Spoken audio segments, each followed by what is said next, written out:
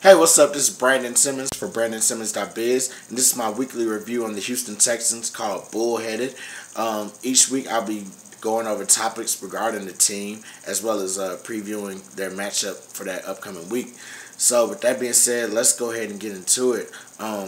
After the disastrous outing that the team put on against Atlanta on Sunday, the Texans are now preparing to face the Indianapolis Colts on the Thursday night game, which should definitely be entertaining, not only because of the history between these two in the division, but because this will also be the first time that Andre Johnson comes back to Houston as a member of another team.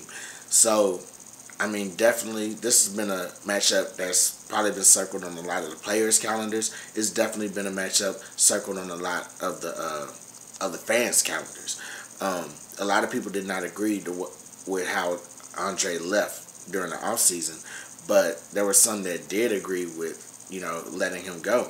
And looking at his numbers this season, he only has 7 catches for 51 yards. I think the latter feels like they're geniuses right now, and, they rightfully should, in my opinion.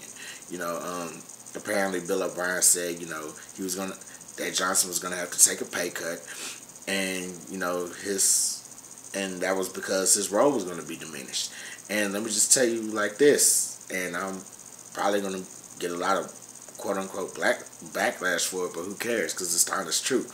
If somebody's going to do less of the work, why would you pay them at the same amount of money? Like, that's crazy. That's dumb, especially with a team like the Texans, who have already shot themselves in the foot. Yes, shot themselves in the foot through their own choices, as far as like picking players, personnel, drafting, and all that stuff that they've had. It's come to a point where, we're not going to pay you this high amount of a dollar, and, we're going to reduce your role.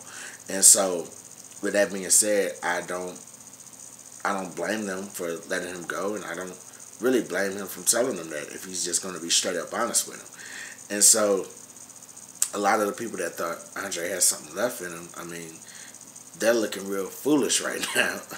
Because, it doesn't appear that he has anything. He doesn't appear that he has a lot left in him. And, I can play devil's advocate to myself and say that, maybe it's something to do with the system that he's in over in Indianapolis.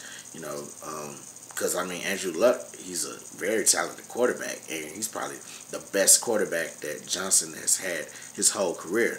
Yet, he's not able to get Johnson the ball and everything. So, maybe it was something that the Texans had that worked for Andre a little bit more than, what worked in Indianapolis. So, definitely, we'll see what happens come this Thursday, if he happens to get his emergence back, or if he just happens to still be the same Andre Johnson that's been, I guess, here or there, or neither, in 2015. So, with that being said, the Texans, this is what they do. This is what they need to do to basically win the game. And it all boils down to putting a lot of pressure on Andrew Luck. And as generic as that may sound, it is definitely the God's honest truth. Luck is coming off an apparent shoulder injury, and reports are conflicting as to whether it's a partially dislocated shoulder, a fully dislocated shoulder, or if it's just, a sore shoulder. So, yeah, I think that, the front seven needs to get after him. Romeo Cornell needs to design something with plenty of blitzes. Like, his game plan just needs to be probably blitz like every other play. Just to get after Luck and just to force him to test that shoulder out. Now, God forbid it turns up to the effect of Drew Brees the other night, who also came off a shoulder injury, but ended up throwing for like 359 yards, including the game-winning touchdown. God forbid that happens. But at the same time, we need to go ahead and take our chances. Just looking at the receiving core they got now, I think T.Y. Hilton is even having some issues of his own. So as long as, the Texans can get to Luck and, force him to make mistakes at least, they don't even have to get a sack. Just force him to make mistakes, throwing it out of bounds, throw a pick, overthrow the receivers, do something. Make him look like Ryan Mallett looked on Sunday, definitely.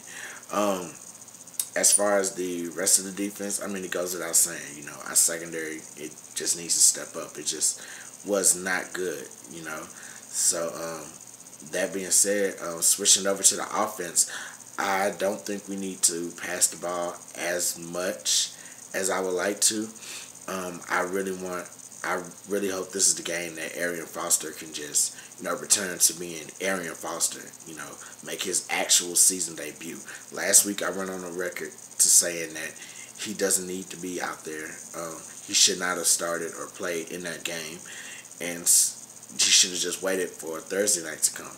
So Thursday night is here. Hopefully this is the actual debut of Arian Foster for 2015, and hopefully he makes a huge impact against the Colts, because we definitely need it right now. Sitting at 1-3 after 4 games, it's still early in the season, but it's really not a good position to be in. Colts, I believe, are at 2-2, so we really need to match up with them and see if we can, just knock them down to our level a little bit and just kind of get back into this division race. Because the way it looks like, from top to bottom, us, Colts, Titans, Jacksonville, it looks like a wide open division. So definitely, with that being said, getting back on topic, I think Arian Foster, needs to have, his game that he has. Of course, probably mix in the running backs a little bit here and there, but not too much. I think Foster needs to be the focal point of this offense come Thursday, whether that's running, catching passes in the flats, doing screens, all that type of stuff. As far as our receivers go, we'll have Shorts. Shorts will be out. I believe Nate Washington is out as well. So I believe that'll probably bump up Jalen Strong, who a couple of the news items I've been reading about, doesn't seem like he's been at practice, or Coach Bill O'Brien is just not happy with him. So whatever the case may be, hopefully all that is resolved, and we can have a number 2 receiver along with DeAndre Hopkins. So definitely, I think, so definitely the main point is basically, let's run the ball, and let's let that build up to a passing game. Mallett, I don't know how much confidence he has left after being yanked in the 3rd quarter, which a lot of people are calling it. I call it just being, saving yourself to live another day. You don't want to have your starting quarterback in there in a blowout, in a 42-0 blowout in the 4th quarter, and you're losing. So I call it, I call it that he was just saving Mallett, for the next game and resting him up. So definitely, hopefully Mallett is looked back at the tape, to learn from his mistakes that he made Sunday, and he'll capitalize on that, and he'll play his best game of the season. So with that being said, I hope they get it, man. It's like I said earlier, the division is still up for grabs, so we just need to come out, get this W, run the ball, play a little bit, or play way better defense than Sunday, or just all around play way better than Sunday. But other than that, that's all I have. I'm Brandon Simmons for Brandonsimmons.biz. This is Bullheaded. Holla.